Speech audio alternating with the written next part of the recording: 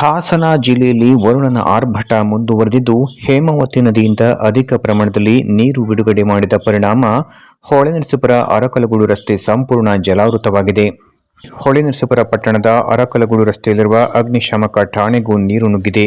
ನೀರು ಹೊರಹಾಕಲು ಅಗ್ನಿಶಾಮಕ ದಳದ ಸಿಬ್ಬಂದಿ ಪರದಾಡುವಂತಾಗಿದೆ. ಮತ್ತೊಂದೆಡೆ ಭಾರೀ ನೀರು ನುಗ್ಗಿದ್ದರಿಂದ ಹೊಳೆನರಸೀಪುರ ಚನ್ನರಾಯಪಟ್ಟಣ ರಾಜ್ಯ ಹೆದ್ದಾರಿ ಜಲಾವೃತಗೊಂಡಿದ್ದು, ರಸ್ತೆಯಲ್ಲಿ ಅಪಾರ ಪ್ರಮಾಣದ ನೀರು ಹರಿಯುತ್ತಿದೆ. ಹೇಮಾವತಿ ನದಿಯಿಂದ ಮತ್ತಷ್ಟು ಹೆಚ್ಚಿನ ಪ್ರಮಾಣದ ನೀರು ಬಿಡುಗಡೆಯಾದರೆ ರಸ್ತೆಯ ಸಂಪರ್ಕ ಬಂದ್ ಆಗುವ ಸಾಧ್ಯತೆ ಇದೆ.